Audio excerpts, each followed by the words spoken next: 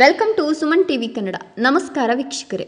ಇಂದಿನ ದಿನಗಳಲ್ಲಿ ಸ್ವಾರ್ಥದಿಂದ ಬದುಕುವವರ ಸಂಖ್ಯೆ ಹೆಚ್ಚಾಗ್ತಿರುವ ಸಮಯದಲ್ಲಿ ಯಾವುದೇ ಪ್ರತಿಫಲದ ನಿರೀಕ್ಷೆ ಇಲ್ಲದೆ ಸಮಾಜ ಸೇವೆಯನ್ನ ಜೀವನದ ಧ್ಯೇಯವಾಗಿಸಿಕೊಂಡಿರುವ ವ್ಯಕ್ತಿಗಳು ಇನ್ನೂ ಇದ್ದಾರೆ ಅನ್ನೋದಕ್ಕೆ ಚಿಕ್ಕಬಳ್ಳಾಪುರ ಜಿಲ್ಲೆಯ ಒಬ್ಬ ವೈದ್ಯರು ಉತ್ತಮ ಉದಾಹರಣೆಯಾಗಿದ್ದಾರೆ. ಒಬ್ಬ ವ್ಯಕ್ತಿ ಮನಸ್ಸು ಮಾಡಿದ್ರೆ ಹಣ ಸಂಪಾದಿಸೋದಷ್ಟೇ ಅಲ್ಲ, ಸಮಾಜಕ್ಕೆ ಸೇವೆ ಮಾಡುವ ಮೂಲಕ ಸಾವಿರಾರು ಜನರ ಹೃದಯ ಗೆಲ್ಲಬಹುದು. ತನ್ನ ಕುಟುಂಬದ ಜವಾಬ್ದಾರಿಗಳನ್ನು ನಿಭಾಯಿಸುತ್ತಲೇ ತನ್ನ ಆದಾಯದ ಒಂದು ಭಾಗವನ್ನ ಸಮಾಜದ ಒಳಿತಿಗಾಗಿ ಮೀಸಲಿಡುವವರು ನಿಜವಾದ ಮಾನವತಾವಾದಿಗಳು.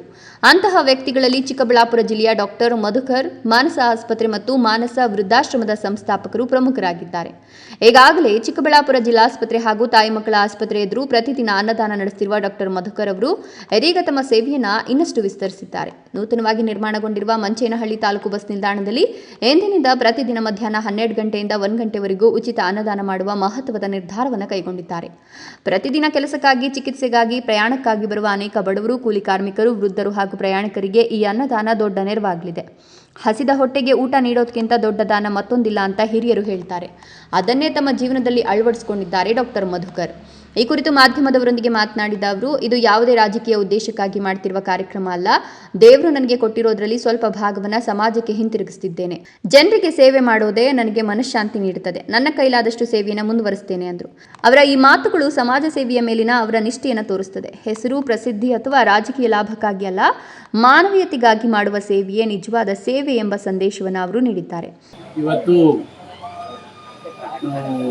ಚಿಕ್ಕಬಳ್ಳಾಪುರ 2 ಆಸ್ಪತ್ರೆ ಮತ್ತು ಬಾಗೇಪಲ್ಲಿ 1 ಆಸ್ಪತ್ರೆ ಎಲ್ಲ ಕಡೆ ಊಟ ಕೊಟ್ಕೊಂಡು ಬಂದಿದ್ದೀವಿ 6-7 ವರ್ಷಗಳಿಂದ. ಸರ್ಕಾರ ಆಸ್ಪತ್ರೆಗಳ ಎದುರುಗಡೆ ರೋಗಿಗಳಿಗೆ ಸರ್ಕಾರ ಊಟ ಕೊಡುತ್ತೆ, ಜೊತೆ ಸಂಬಂಧಿಗಳಿಗೆ ಊಟ ಇರೋದಿಲ್ಲ, ಕೊಟ್ಕೊಂಡು ಬರ್ತಿದ್ದೀವಿ. ಸುಮಾರು 5 ಲಕ್ಷಕ್ಕಿಂತ ಹೆಚ್ಚು ಊಟಗಳು ಕೊಟ್ಟಿದ್ದೀವಿ. ಕೆಲವ್ರಿಗೆ ಜಮೀನು ತಗೊಳ್ಳೋದ್ರಲ್ಲಿ ಖುಷಿ ಇರುತ್ತೆ, ಕೆಲವ್ರಿಗೆ ಬಂಗ್ಲೆ ಕಟ್ಸೋದ್ರಲ್ಲಿ ಖುಷಿ ಇರುತ್ತೆ, ಕೆಲವರು ಬಂಗಾರ ತಗೊಳ್ಳೋದ್ರಲ್ಲಿ ಖುಷಿ ಇರುತ್ತೆ. ನನಗೆ ಅನ್ನ ಕೊಡೋದ್ರಲ್ಲಿ ಖುಷಿ ಇದೆ. ಒಬ್ಬೊಬ್ರಿಗೂ ಒಂದೊಂದು ಖುಷಿ. ಏನಕ್ಕೆ ಖುಷಿ ಅಂತಂದರೆ, ನಿಜವಾಗಿರೋ ಹಸಿದಿರೋ ಹೊಟ್ಟೆಗೆ ಒಂದು ಅನ್ನ ತಲುಪಿದಾಗ ಆ ಪರಮಾತ್ಮನನ್ನು ಸೇವೆ ಮಾಡಿದಾಗೆ ನನ್ನ ಮನಸ್ಸಿನಲ್ಲಿ ಭಾವನೆ ಮಾಡಬೇಕು. ಯಾಕೆಂದರೆ ಹಸಿದಿರೋ ಹೊಟ್ಟೆಗೆ ಜಾತಿನೂ ಇಲ್ಲ, ಅದಕ್ಕೆ ಬೇರೆ ಯಾವುದೋ ಹಂಗೂ ಇಲ್ಲ. ಅನ್ನ ಹೊಟ್ಟೆ ಹಸಿದಿದೆ, ಅನ್ನ ಬೇಕಾಗಿದೆ, ಅದನ್ನು ನಾನು ಕೊಡ್ತಿದ್ದೀನಿ ಅಂತಲೂ ನಾನು ಹೇಳ್ಕೊಳ್ಳೋದಿಲ್ಲ. ದೇವರು ನನ್ನ ಕೈಲಿ ಕೊಡಿಸ್ತೀನಿ ಅಂತಲೇ ಅನ್ಕೊಳ್ಳೋದು.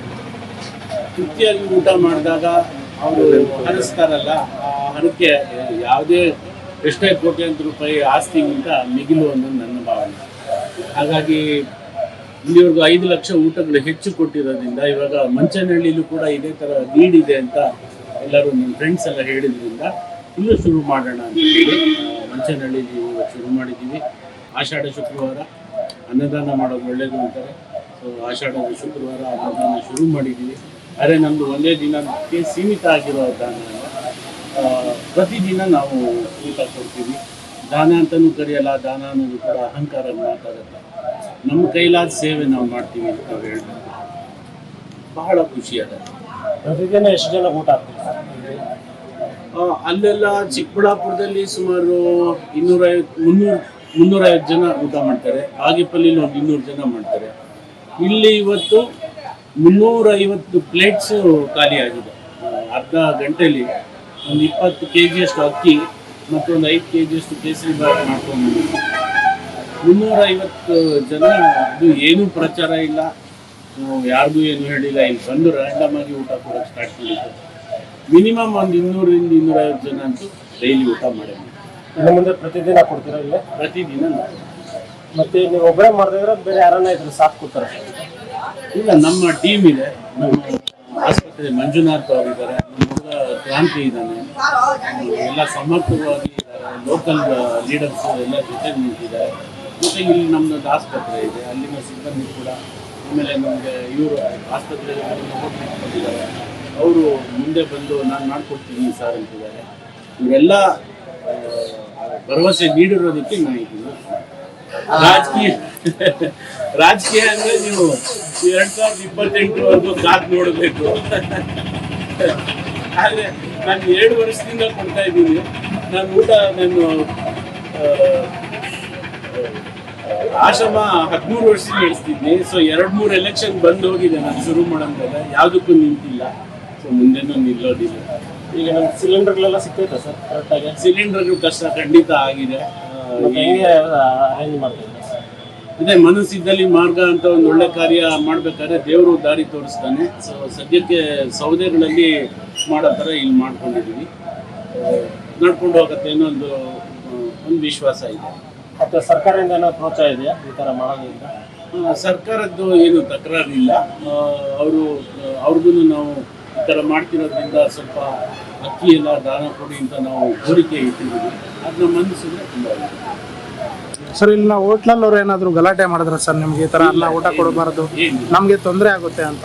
ಯಾರು ತೊಂದರೆ ಆಗುವಂತ ಏನು ಮಾಡಿಲ್ವಲ್ಲ ನಾನು, ಹಾಗಾಗಿ ಏನು ಗಲಾಟೆ. ನೀವು ಊಟ ಕೊಟ್ರೆ ಅವ್ರಿಗೆ ಬಿಸ್ನೆಸ್ ಸ್ವಲ್ಪ ಕಡಿಮೆ ಆಗುತ್ತಲ್ವಾ, ಅದಕ್ಕೆ? ಕರೆಕ್ಟು. ಅದನ್ನು ನಾವು ಮನಸ್ಸಿನಲ್ಲಿ ಇಟ್ಕೋಬೇಕು. ಆದರೆ ಇಡೀ ದಿನ ಕೊಡೋದಿಲ್ಲ. ಅದಕ್ಕೋಸ್ಕರ ನಾವು ಬಂದು ಒಂದು 1/2-3 ಗಂಟೆ ಮಧ್ಯಾಹ್ನ ಮಾತ್ರ ಕೊಡೋದು. ಸೊ ಪೀಕ್ ಟೈಮಲ್ಲಿ ಮಾಡಿದಾಗ ಹಾಗಂತ ಇವಾಗ ನಾನು ಪ್ರೈವೇಟ್ ಪ್ರಾಕ್ಟೀಷನರು, ನಾನು ಸರ್ಕಾರಕ್ಕೆ ಹೋಗಿ ನೀವು ಗೌರ್ಮೆಂಟ್ ಆಸ್ಪತ್ರೆಗೆ ತೆಗೆದಿದ್ದೀರಾ, ನಿಮಗೆ ನಮ್ಗೆ ತೊಂದರೆ ಆಗುತ್ತೆ ಅಂತ ಅನ್ನೋಂಗಿಲ್ಲ. ದಾನದ ಪಾಡಕ್ಕೆ ದಾನ ನಡೆಯುತ್ತೆ, ವ್ಯವಹಾರದ ಪಾಡಿಗೆ ವ್ಯವಹಾರ ನಡೆಯುತ್ತೆ. ಸರ್, ಎಷ್ಟೊತ್ತಿಂದ ಎಷ್ಟೊತ್ತವರೆಗೂ ಕೊಡ್ತೀರಾ ಸರ್? ಸುಮಾರು ಒಂದು 12:30ಯಿಂದ 1-1:15 ಕೊಡೋಣ ಅಂತ. ಇದು ಅನ್ನದಾನ ಬಿಟ್ಟು ಬೇರೆ ಏನಾದರೂ ಮಾಡ್ತೀರಾ ಸರ್ ನಿಮ್ಮಿಂದ? ಸದ್ಯಕ್ಕೆ ಇಷ್ಟೇ. ಮೆಡಿಕಲ್ ಕ್ಯಾಂಪ್ ಈ ಥರ ಎಲ್ಲ ಮಾಡ್ತೀರಾ? ತಾಲೂಕು ವೈದ್ಯ ಏನಾದರೂ? ಮೆಡಿಕಲ್ ಕ್ಯಾಂಪ್ಸ್ ಸದ್ಯಕ್ಕೆ ನಾನು ಕೊಟ್ಟಿಲ್ಲ. ನಮಗೆ ಇದರಲ್ಲೇ ನಾನು ಆಸ್ಪತ್ರೆನೂ ನಡೆಸ್ಕೊಂಡು ಆಶ್ರಮನೂ ನೋಡಿಕೊಂಡು ಇದನ್ನೂ ಮಾಡೋದ್ರೇ ನನಗೆ ಇದಾಗ್ತಾ ಇದೆ. ಇನ್ನು ನನ್ನ ಹುಟ್ಟೂರಾಗಿರೋ ಹೊಸೂರು ಆಮೇಲೆ ಗೌರಿಬಿದೂರಲ್ಲಿ ಕೊಡಬೇಕು ಅನ್ನೋದು ಅದೊಂದು ಆಸೆ ಇದೆ. ಅದನ್ನು ಶೀಘ್ರದಲ್ಲಿ ಶುರು ಮಾಡಿ. ಇಂತಹ ವ್ಯಕ್ತಿಗಳು ಸಮಾಜಕ್ಕೆ ಮಾದರಿಯಾಗಿರ್ತಾರೆ. ನಮ್ಮ ಸುತ್ತಮುತ್ತಲಿರುವ ಅನೇಕ ಜನರಿಗೆ ಅವರ ಸೇವೆ ಪ್ರೇರಣೆಯಾಗಬಹುದು. ಪ್ರತಿಯೊಬ್ಬರು ತಮ್ಮ ಕೈಲಾದಷ್ಟು ಸಹಾಯ ಮಾಡಿದ್ರೆ ಸಮಾಜದಲ್ಲಿ ಹಸಿವು, ನೋವು ಮತ್ತು ಸಂಕಷ್ಟವನ್ನು ಕಡಿಮೆ ಮಾಡಬಹುದು. ಸುಮನ್ ಟಿವಿಯ ಪರವಾಗಿ ಹಾಗೂ ನಮ್ಮೆಲ್ಲ ವೀಕ್ಷಕರ ಪರವಾಗಿ ಡಾಕ್ಟರ್ ಮಧುಕರ್ ಅವರಿಗೆ ಹೃತ್ಪೂರ್ವಕ ಅಭಿನಂದನೆಗಳು ಮತ್ತು ಶುಭಾಶಯಗಳು. ವೀಕ್ಷಕರೇ, ಇಂತಹ ನಿಸ್ವಾರ್ಥ ಸೇವೆಯ ಬಗ್ಗೆ ನಿಮ್ಮ ಅಭಿಪ್ರಾಯ ಏನು? ಡಾಕ್ಟರ್ ಮಧುಕರ್ ಅವರ ಈ ಕಾರ್ಯ ನಿಮಗೆ ಹೇಗನಿಸ್ತು? ನಿಮ್ಮ ಅಭಿಪ್ರಾಯವನ್ನು ಕಮೆಂಟ್ ಮೂಲಕ ತಿಳಿಸಿ. ವಿಡಿಯೋ ಇಷ್ಟ ಆದರೆ ಲೈಕ್ ಮಾಡಿ, ನಿಮ್ಮ ಸ್ನೇಹಿತರೊಂದಿಗೆ ಹಂಚಿಕೊಳ್ಳಿ ಮತ್ತು ಇನ್ನಷ್ಟು ಇಂತಹ ಸಮಾಜಮುಖಿ ಸುದ್ದಿಗಳಿಗಾಗಿ ಸುಮನ್ ಟಿವಿ ಕನ್ನಡ ಚಾನಲ್ ಅನ್ನು ಸಬ್ಸ್ಕ್ರೈಬ್ ಮಾಡಿ. ಧನ್ಯವಾದಗಳು.